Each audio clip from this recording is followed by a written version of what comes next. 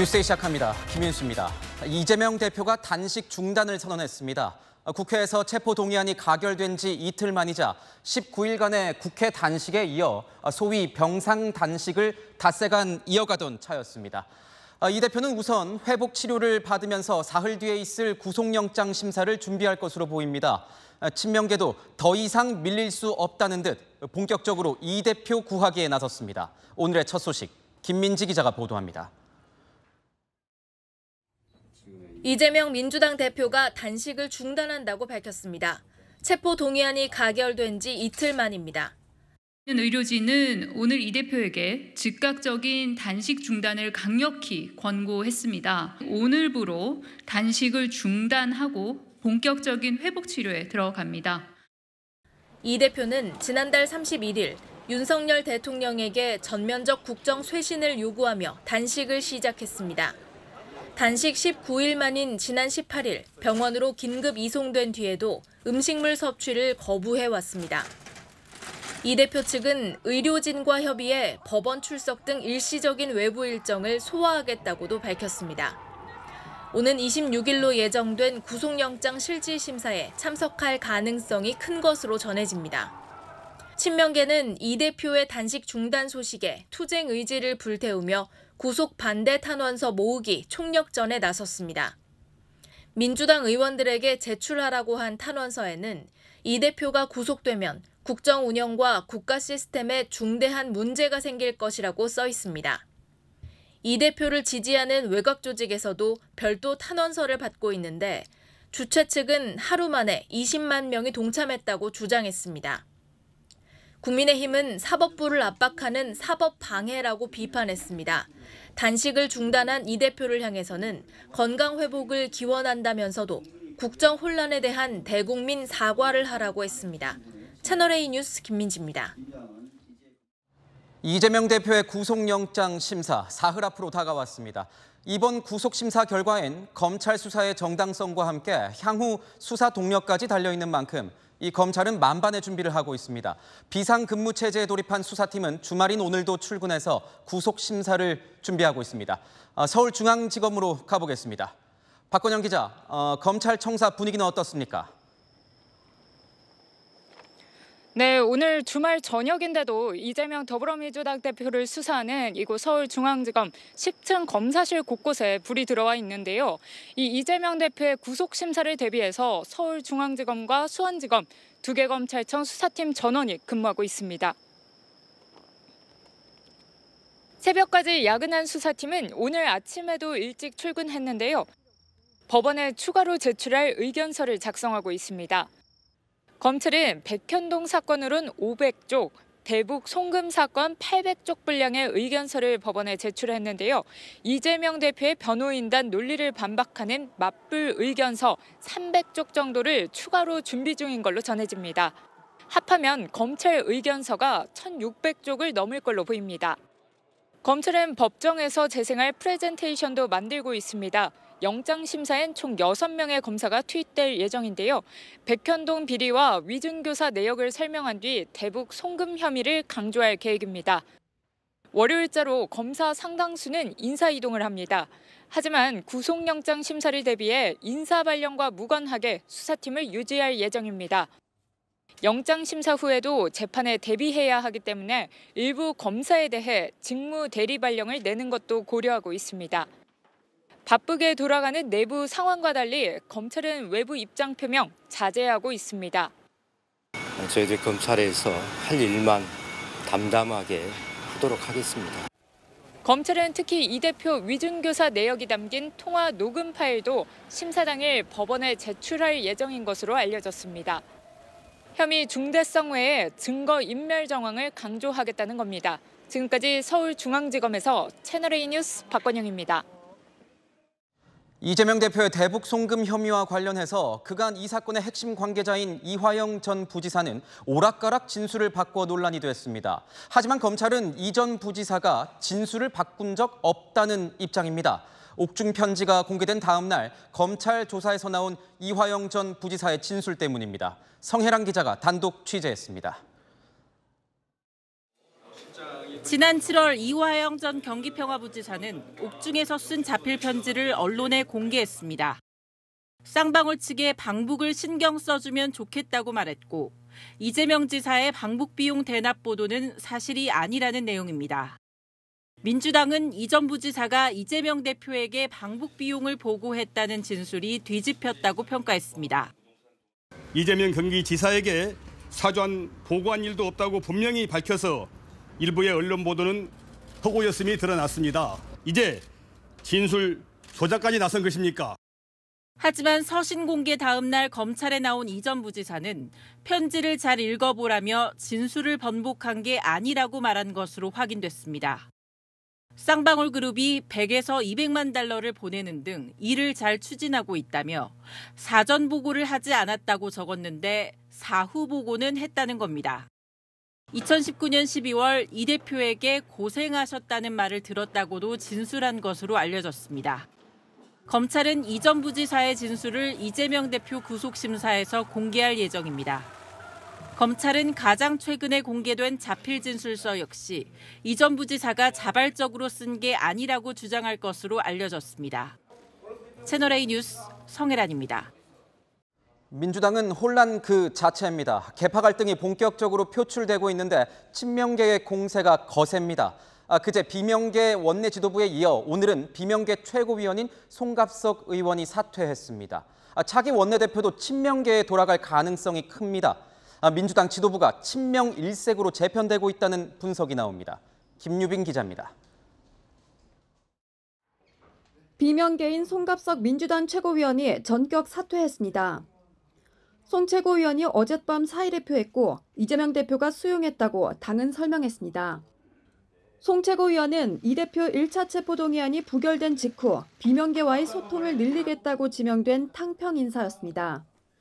비명계 고민정 최고위원도 사퇴 가능성이 제기됩니다. 당원들로부터 사퇴 요구를 받는 건 이미 신임을 잃은 것이라 생각합니다. 당원들이 사퇴하라면 사퇴하고 당원들이 남으라면 남겠습니다. 원내대표에 이어 비명계 지도부가 줄줄이 물러나고 있지만 친명계 지도부는 사퇴에 선을 그었습니다. 정청래 최고위원은 지도부 줄사퇴설에 꿈깨라고 쓴 뒤 이재명 대표는 물론 자신과 다른 친명 최고위원들의 사퇴는 없다고 강조했습니다. 공석이 된 지명직 최고위원은 이 대표가 추가 임명도 가능합니다. 오는 26일 새로 뽑힐 원내대표 경선에 3선 친명계 홍익표 의원이 출사표를 던졌습니다. 친명계 의원들의 강한 설득이 있었던 것으로 전해집니다. 체포동의안 가결 이후 친명 일색 지도부로 재편되는 데 대해 비명계는 강하게 비판했습니다. 원내대표를 이제 소위 그쪽 이재명 대표의 그 친명계에서 한다고 하면 사실 강할수록 더 부러집니다. 자기들끼리 모여서 그 기반이 공고해지는 것 같지만 제가 볼 때는 진짜 그 망조가 드는 거예요. 수적으로 열세인 비명계는 후보를 내지 않을 가능성까지 포함해 원내대표 후보를 물색하고 있습니다. 채널A 뉴스 김유빈입니다.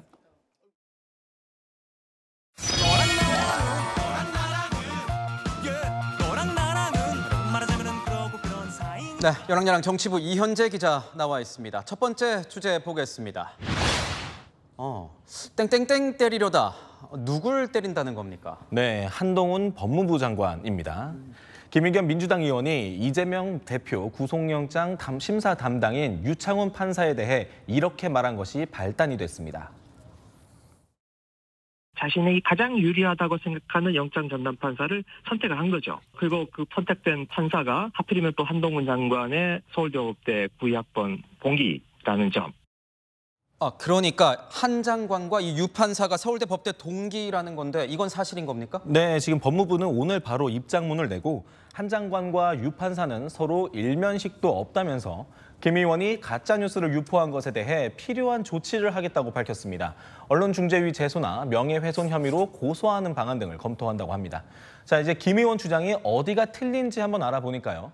유창훈 판사, 1973년생으로 한 장관과 나이는 같지만 한 장관은 92학번, 유 판사는 재수를 해서 93학번이라고 합니다. 선후배인 거죠. 자, 법조계 입문 시기도 한 장관이 사법연수원 27기로 29기인 유 판사와 달랐습니다. 결국 주장이 사실과 다른 건데 네. 김 의원은 뭐 사과를 했습니까? 아니요, 사과는 없었습니다. 대신에 SNS에 항변하는 글을 올렸습니다. 자, 취재 과정에 구멍이 일부 있었나 보다라면서 실수를 조금 인정하긴 했지만 나한테 정보를 준 법조인이 본인과 한 장관, 유 판사 모두 92학번 동기라고 말해서 믿지 않을 수가 없었다. 이렇게 항변했습니다. 그리고 게다가 한동훈 장관도 잔뜩 쫄아 있다. 이재명 대표 구속영장 발부에 자신의 운명도 걸려있기 때문이라면서 이런 저격성 발언까지 덧붙였습니다.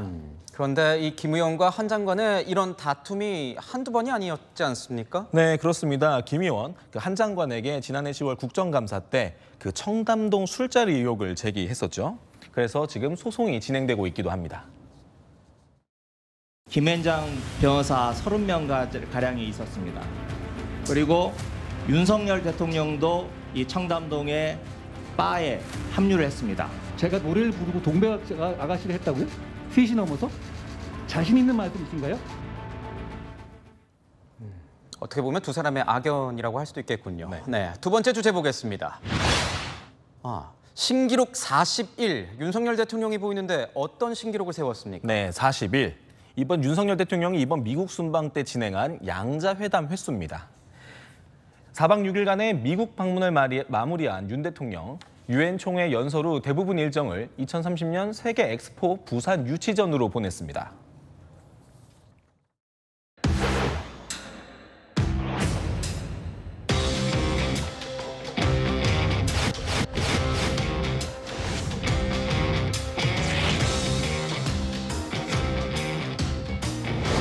양자회담 외교사의 전례가 없는 강행군을 소화를 하고 있습니다.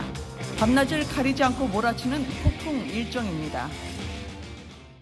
그러면 윤 대통령은 어떤 나라들을 만났습니까? 네, 세계 엑스포 결정할 수 있는 투표권이 있는 나라 정상들을 주로 만났습니다.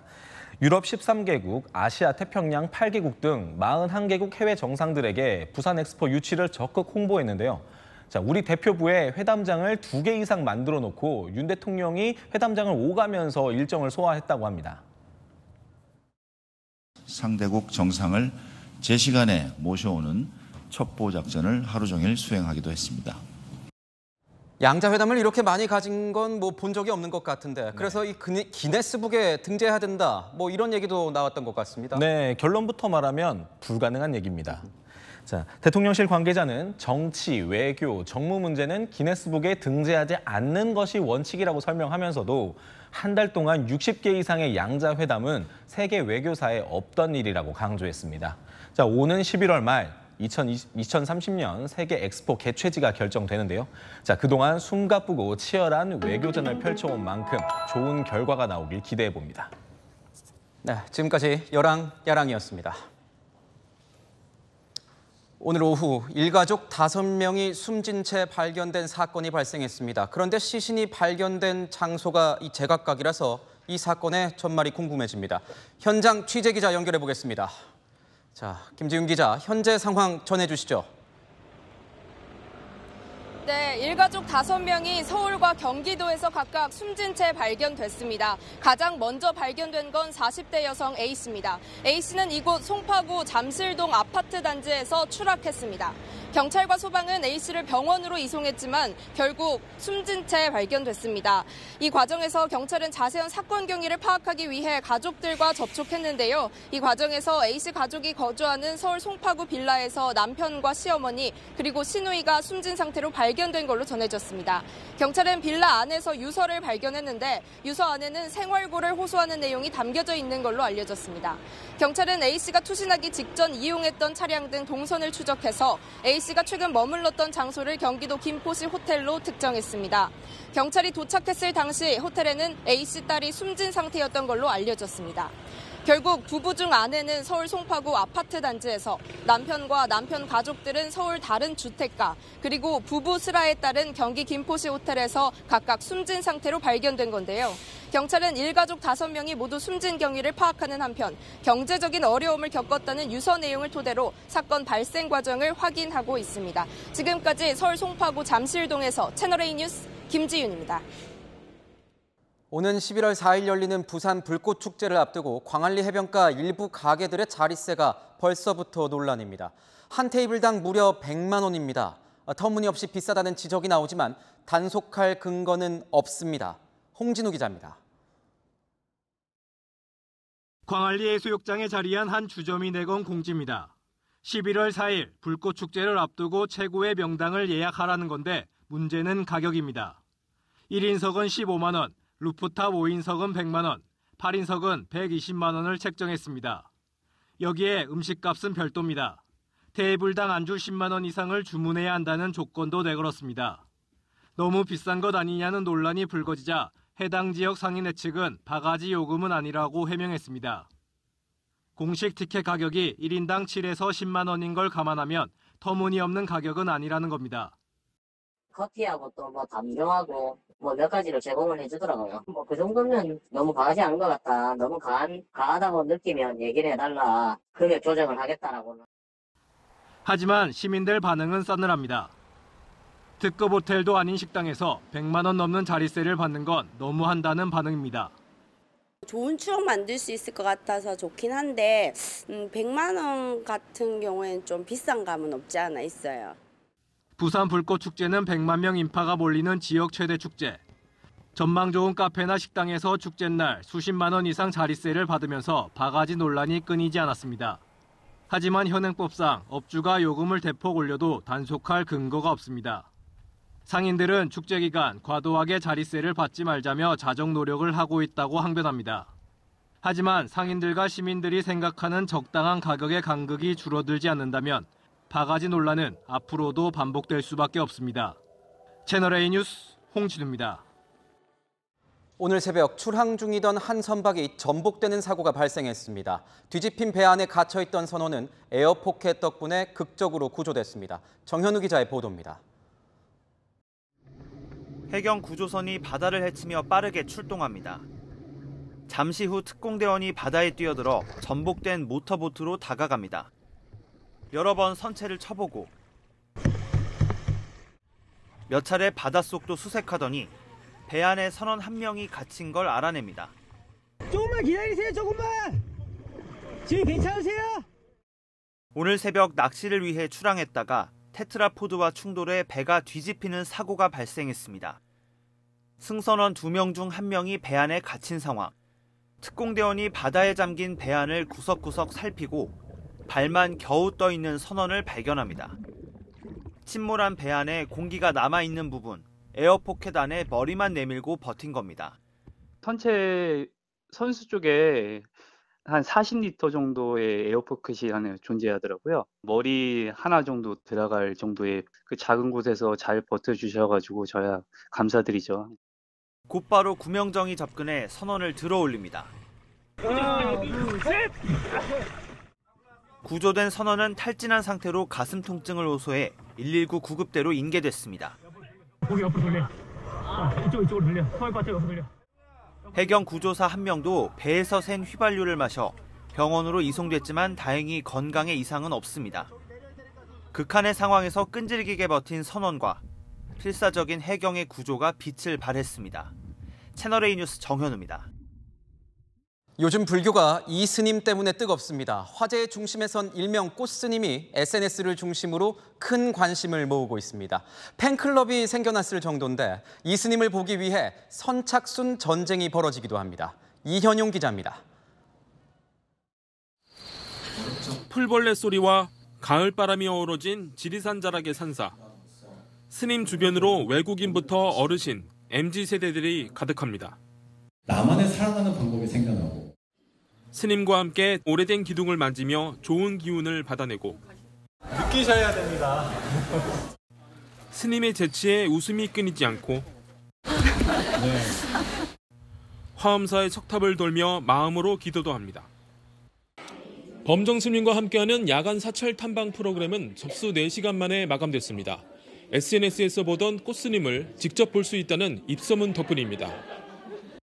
SNS 아이디가 별명이 되어버린 꽃스님 범정스님은 1993년생 MZ세대입니다.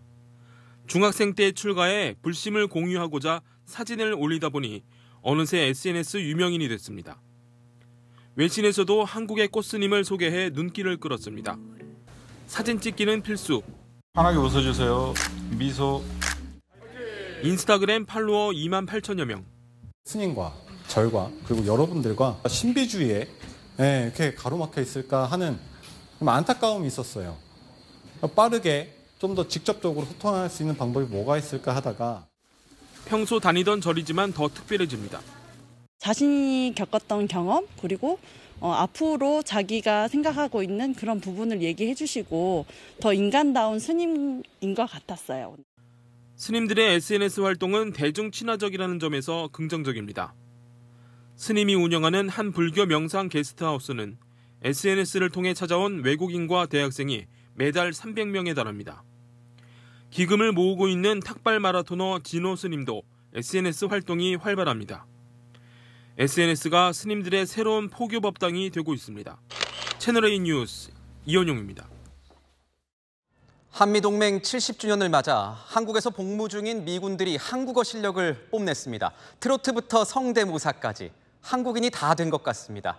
정다은 기자입니다. 서울 용산공원에서 열린 미8군 한국어 말하기 대회. 산낙지를 먹어내는데 입안에서 움직이는 것이 신기했습니다. 우리나라에 온 지 2달밖에 안 됐지만 여러분 다 같이 세상 소리 다 그런 거지 뭐. 트로트 매력에도 빠졌습니다. And I was like, well, I really like this guy. And on Apple Music, so I listened to more of his songs. And wow, I really like this music. Kind of remind me of Elvis. 또 다른 참가자. 범죄도시 장첸 해보겠습니다. 니네 누군지 아니? 나 하얼빈 장첸이야. 한국어는 물론 문화까지 파악했습니다. 기쁠 때는 야, 내가 밥 살게. 힘들 때는 먹고 살기 힘들지. 한국은 정말 밥의 진심입니다. 참가자들 모두 한국에서 군복무 중인 미군들. 말하기 대회 예선을 통과해 한미동맹 70주년 특별 행사로 무대에 선 겁니다. 한국에 계신 미군 분들이 한국어에 많이 관심 갖고 한국 문화에 대해서 많이 알고 계신 거 보니까 신기하고 굉장히 재밌었습니다. 공부법은 달라도 저는 그냥 온라인에서 그냥 많이 열공했어요. 그 정으로 한국말을 배우면은 정말 유창하게 이 얘기를 못 하더라도 그 느낌 전달됩니다. 한국에 대한 애정은 같습니다. 살아있는 동맹으로 생각하고 있고 군인으로서 여기 와서 우리 동맹에 얼마나 강한지 보고 너무 자랑스럽게 여기 같이 봉사하게 되는 것 같습니다. 같이 갑시다! 채널A 뉴스 정다은입니다. 절기상 추분인 오늘 비교적 선선했습니다. 가을 정취를 즐기려는 나들이객들이 많았습니다. 57년 만에 개방된 무등산 정상엔 이 등산객들이 몰렸고 제주에선 해녀 축제가 열렸습니다. 홍란 기자입니다. 해녀의 안전을 기원하는 굿이 한창입니다. 추관 원장 울염수다 멀린 울릉도 독도까지 이행. 전통복을 차려입은 해녀들이 사물놀이 가락에 맞춰 어깨춤을 춥니다. 유네스코 인류무형 문화유산인 제주 해녀문화의 우수성을 알리는 해녀축제입니다. 올해는 경북과 울산, 부산, 경남 등에서 활동하는 해녀 60여 명도 함께했습니다. 해녀들 건강하게 물질이나 잘 하시면 좋을 건데 아프지 말고 건강하게. 잠수복을 갈아입은 체험객들은 일일 해녀가 됐습니다. 숨 참고 그렇게 어떻게 해루질을 오래 하실 수 있는지 너무 신기했고 직접 해보니까 너무 뿌듯하고 재밌었습니다. 산 아래로 광주 시내가 훤히 내려다 보입니다. 광주의 상징으로 꼽히는 무등산 정상이 오늘 시민들 품으로 돌아왔습니다. 이곳 무등산 정상에는 공군 부대가 주둔해 그동안 출입이 통제됐었는데요. 산 정상이 상시 개방된 건 57년 만입니다. 서석대부터 인왕봉까지 390m 구간 탐방로가 새롭게 조성됐습니다. 아침부터 수백 명 시민들이 모여 정상을 향해 힘차게 발걸음을 내딛었습니다. 처음 개방했다 그래서 영광스러운 발자취를 남기기 위해서 한번 와봤습니다. 매주 와야죠. 우리 이제 어렸을 때 학교 다닐 때는 올라왔었죠. 근데 이제 군부대가 이렇게 막아갖고 못 올라갔었는데 선장하고 온 게 더 기분이 좋습니다. 오랜만에 와갖고. 광주시는 여전히 통제 중인 지왕봉과 천왕봉도 완전 개방할 수 있도록 국방부와 협의 중입니다. 만세! 정상 개방! 만세! 채널A 뉴스 홍란입니다. 엿새간 이어지는 추석 황금 연휴에다가 다음 주 월화수 휴가까지 붙여서 더 길게 쉬시는 분들 적지 않습니다. 오늘 인천공항은 모처럼 장기 연휴를 맞아 해외로 떠나는 여행객들로 붐볐습니다. 현장에 나가 있는 취재기자 연결하겠습니다. 강보인 기자, 지금도 출국하는 사람들이 많은 것 같습니다. 네, 본격적인 연휴의 시작은 다음 주 목요일부터지만요. 제 뒤로 보시는 것처럼 각 항공사 카운터마다 수속을 하려는 여행객들이 길게 줄을 서 있습니다. 사흘만 휴가를 내면 최장 11일 동안 휴가를 갈 수 있는 만큼 이번을 맞아 이번 기회로 해외로 나가는 여행객들이 많았습니다. 태국 방콕으로 5박 7일 갑니다. 다음 주에 3일 월화수 연차 내가지고 이제 추석 연휴랑 해서 태국 처음 가는 거라서 되게 설레고 좋아요. 인천국제공항공사 측은 오늘 하루 16만 5천여 명이 공항을 이용한 것으로 집계했습니다. 추석 연휴가 가까워질수록 이용객은 더 늘어날 것으로 보이는데요. 연휴가 본격 시작되는 27일부터 다음 달 3일까지 121만 3천여 명이 공항을 이용할 것으로 집계됐습니다. 하루 평균 17만 3천여 명으로 지난해 추석 연휴보다 3배 가까이 늘었고요. 코로나19 이전인 지난 2019년과 비교해도 거의 맞먹는 수치입니다. 기존 4일 추석 연휴와 개천절 사이 10월 2일이 임시공휴일로 지정되면서 해외여행 수요가 크게 늘어났다는 분석이 나옵니다. 공항공사는 출입국장 안내 및 혼잡 완화를 위해 연휴 기간 안내 인력 260여 명을 추가 배치하기로 했습니다. 지금까지 인천공항에서 전해드렸습니다. 오늘 중국에 도착한 한덕수 국무총리가 조금 전 시진핑 국가주석과 양자회담을 가졌습니다. 한 총리는 시 주석에게 방한을 요청한 것으로 알려졌습니다. 중국 현지에서 취재 중인 특파원 연결하겠습니다. 이윤상 특파원, 한 총리와 시 주석 사이에 어떤 이야기가 오갔습니까? 네, 한덕수 국무총리는 한국 시간으로 오후 5시 30분부터 26분간 시진핑 중국 국가주석과 양자 면담을 했습니다. 현재 바로 뒤편 회의실에서 외교부 장호진 1차관이 면담 내용을 브리핑 중입니다. 한 총리는 한중일 정상회의의 조속한 개최를 희망한다며 지원을 당부했습니다. 또 시 주석의 방한도 요청한 것으로 알려졌습니다. 고위급 교류 소통의 원활한 지속은 한중 관계 발전에 대한 양국의 적극적인 의지를 보여주는 중요한 의미를 갖고 있다고 생각합니다. 시 주석도 한중 관계는 이사갈 수 없는 가까운 이웃이라며 전략적 협력 동반자 관계를 시대에 맞춰 발전시키기 위해 노력할 것이라고 언급했습니다. 한국 고위급 인사의 시 주석 대면은 지난해 11월 인도네시아 발리에서 주요 20개국 정상회의를 계기로 한중 정상회담을 진행한 후 10개월 만입니다. 오늘 면담을 계기로 양국 외교 라인의 지속적인 접촉이 이뤄질 것이란 전망이 나옵니다. 지금까지 항저우에서 채널A 뉴스 이윤상입니다.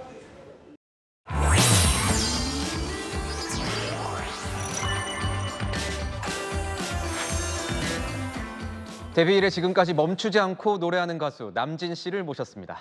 어서 오십시오. 반갑습니다. 반갑습니다. 요즘 어떻게 지내셨습니까? 내년이면 딱 60주년 되고 금년부터 이제 그 공연을 갖게 됐는데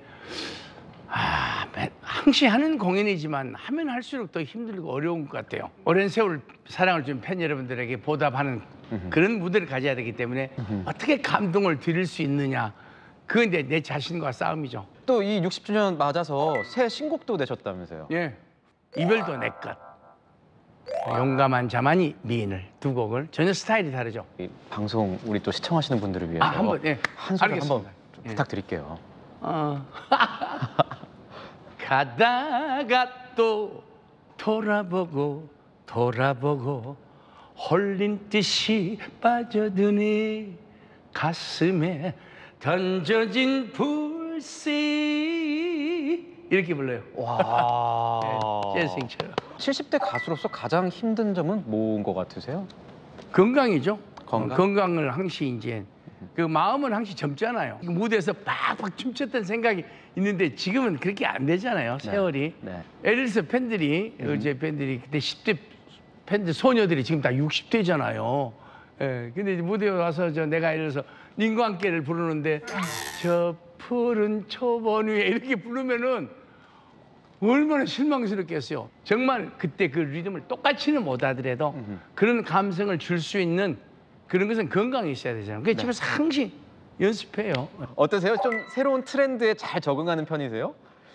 노력하죠. 노력하세요? 노력해요. 연예인이 뭐 세월은 가고 늙어가는 건 좋지만은 마음이 늙고 모습이 늙어버리면은 좀 그렇잖아요. 팬들한테 실망 주니까. 저도 지금 10kg 뺐어요. 10kg. 어떻게 빼셨어요? 음식이지. 음식을 조절해서 10kg 뺐어요. 근데 요즘에 좀 트로트 경연대회가 너무 많이 생겼다라는 생각도 좀 들어서 명과 암이 좀 있을 것 같아요. 요즘 트로트 프로에 보면은 트로트가 10곡이면 한 곡밖에 없어요. 한 곡도. 네. 지금 이제 말은 트로트이고 멜로디는 약간 그런 분위기인데 리듬은 완전히 댄스곡이죠. 거의 요즘. 댄스곡? 예, 댄스곡. 근데 유행이기 때문에 어쩔 수 없어요. 지금도 이 시대가 또 유행하고 있지만 또 이게 언제 또 사라질지를 몰라요. 임영웅 씨, 요즘에 뭐 영탁 씨 이런 분들 지금 뭐 정말 잘 나가지 않습니까? 예. 그런 분들과 지금 경쟁하셔야 되는 거잖아요. 자신 있으세요? 하도 후배들이 너무 잘하니까 조심스러워요. 그렇잖아요. 네. 아이고 나이 먹으니까 좀 거시기하고 그런 소리 잘못하면 들었잖아요. 그러니까 이제 잘한다는 것보다는 우리가 그 홍시감이 무르익어요. 또 김치가 묵은지가 또 묵은 대로 맛이 있듯이 그러듯이 노래의 어떤 깊이라고 그럴까요? 그 맛을 이제 좀 더 완숙하게 잘 표현하는 그거 외에는 없어요. 이때까지 계속 예. 남진 선생님과 나훈아 선생님을 라이벌이라고 하고 어떠세요? 60년 동안 라이벌이라고 불리면 애틋하세요? 좀 짜증이 나세요? 아니요. 이것도 비즈니스예요. 그렇죠. 비즈니스. 예술이지만 또 결국은 비즈니스라고. 쉽게 말하자면 프로덕션들, 그 흥행사들이 그때 그 라이벌 붐을 만들어 준 거예요. 그게 고맙죠. 그때 그야말로 우리 훈아 씨와 함께 그 라이벌 시대가 돼서 가요의 전성기를 우리 두 사람이 이룰 수 있었던 게 그 라이벌 때문이었어요. 혹자들은 얘기합니다.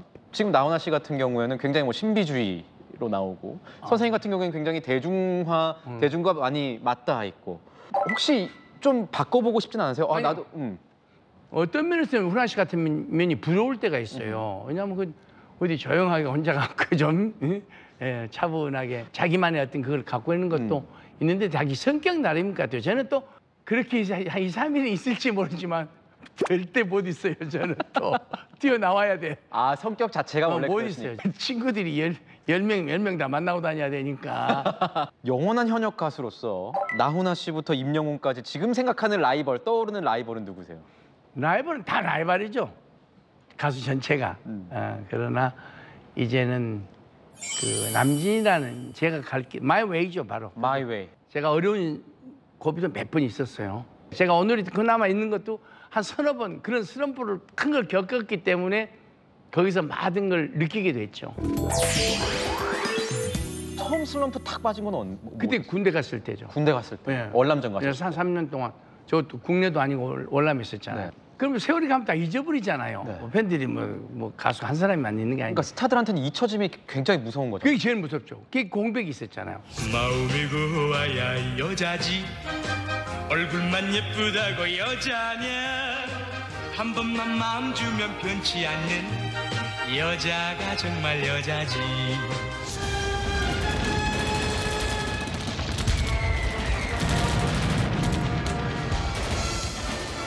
저 푸른 초원 위에 그림 같은 집을 짓고. 그때 당시에 이제 뭐 신군부가 들어서 예, 뛰어서 방송 출연 정지당하셨죠. 그 활동을 좀 하고 싶었는데 시대적으로 약간 제재가 오더라고요. 어떤 이유가 없이 제재가 오는 거예요. 명분이 없이 그냥. 그래서 제가 고향에 내려가 잠깐 있었죠.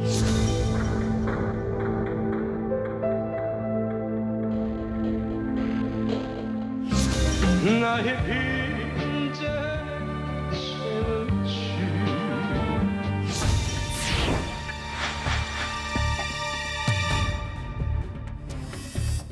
제가 이 칼을 맞아봤잖아요. 왼쪽 다리에. 네. 이만한 사시미로. 뒤에서 맞았어요. 이게 뚫고 앞으로 이만큼 튀어나왔어요. 근데 그게 우리 심장에서 대동맥이 2개가 있어요. 이렇게 나가요. 네. 근데 이게 닿으면은 지혈이 안 돼요. 대동맥이 잘리면. 그렇죠. 3분에서 5분이면 죽어요. 근데 이 대동맥에 칼이 사시미가 거의 붙어서 지나간 거예요. 조금만 옆으로 스쳤으면은 한 2, 3mm만. 저는 지금 이렇게 같이 못 앉아 있죠. 저같이 일반 사람이 겪는 슬럼프가 아니라 최정점에 정말 올라와 있다가 곤두박질 칠 때 그때는 어떤 느낌이 드세요? 그러니까 별로 이렇게 많이 안 올라가면은 떨어져도 별로 차이가 없어요. 네. 근데 많이 올라가다 떨어지면 무섭게 떨어져요. 뭐랄까 모든 것이 다 없어져 버리는 것 같은 그런 기분. 감성이. 아, 감성, 느낌 자체가. 예. 뭐 물질적이 아니라 감성이. 그리고 모든 게 떠나가 버리는 그런 내 인생이 여기서 끝이구나 하는 생각이. 그럴 때는 어떻게 버티셔요? 그걸 이겨내지 못하면 예를 들어서 비극적인 일이 생기잖아요. 우리 동료들도 보면 후배들도 보면 그 사고가 생기더라고. 그때 사람이 잘 만나야 돼요. 그때 좋은 사람 옆에 있으면 그 사람들이 잘 나를 붙잡아 준다고. 의지할 수 있는 것을 잘 찾아서 의지하고 그러면 또 오히려 거기에서 더 크게 정말 뜨겁게 일어날 수 있어요. 그러면 그 전보다 더 강해져요, 이게. 인생이란 게 수평은 없잖아요. 파도처럼. 저의 가장 전성기는 꼭 슬럼프 다음에 왔었어요. MZ세대한테 나는 이런 이미지로 남고 싶다. 이런 별명이 있었으면 좋겠다. 혹시 생각나시는 거 좀 있으실까요? 나이는 먹었어도 저 아저씨 춤추면서 노래하는 아주 진짜 멋진 아저씨다는 그런 이미지가 좋겠죠. BTS랑 한번 콜라보 해보시는 건 어때요? 네, 그것도 막 그런 기회가 있다면 큰 영광이죠. 그래서 기회가 되면 한번 댄스를 한번 제대로 한번 해보고 싶어. 젊은 세대들한테 기억을 남겨주기 위해서. 저도 그러면 그 댄스 하시는 모습 꼭 한번 지켜보도록 하겠습니다. 준비를 잘 해보겠습니다. 데뷔 60년에도 이 변치 않는 열정을 가진 가수 남진 씨였습니다. 고맙습니다. 네, 감사합니다. 날이 선선해지자 강원도 평창에는 벌써 백일홍이 만개했습니다. 다홍빛 물결의 가을 정취가 물씬 느껴지는데요. 내일도 전국이 15도 안팎에서 출발해 쌀쌀하겠고 낮 동안은 기온이 쑥쑥 오르겠습니다. 한낮 기온 서울과 부산 26도, 광주는 28도까지 오르겠습니다. 큰 일교차에 대비한 옷차림이 필요합니다. 전국이 맑은 날씨 속에 대부분 자외선 지수 높은 단계까지 오르겠습니다. 나들이 가신다면 선크림을 챙겨주시면 좋습니다. 당분간 동해안과 제주 해안가로는 높은 파도가 밀려들겠습니다. 다음 주 수요일 반짝 중부에 비가 내리겠고요. 추석 연휴 동안은 뚜렷한 비 소식 없겠습니다. 날씨였습니다. 김의겸 민주당 의원 또 비난을 자초했습니다. 이재명 대표의 구속영장을 심사할 판사와 한동훈 장관이 같은 학번 동기라고 말했다가 거짓으로 드러났습니다. 이런 모습 이번이 처음이 아닙니다. 여러 차례 가짜 뉴스 논란을 일으켜 대변인에서 교체된 전력까지 있습니다. 자당 대표의 영장 심사에 도움을 주려고 해본 얘기였겠지만 결과적으로 해만 끼쳤습니다. 그런데도 자성하는 모습은 전혀 없습니다. 기껏 내놓은 해명은 취재에 구멍이 있었다였습니다. 마침표 찍겠습니다. 정치 생명의 구멍. 뉴스에이 마칩니다. 고맙습니다.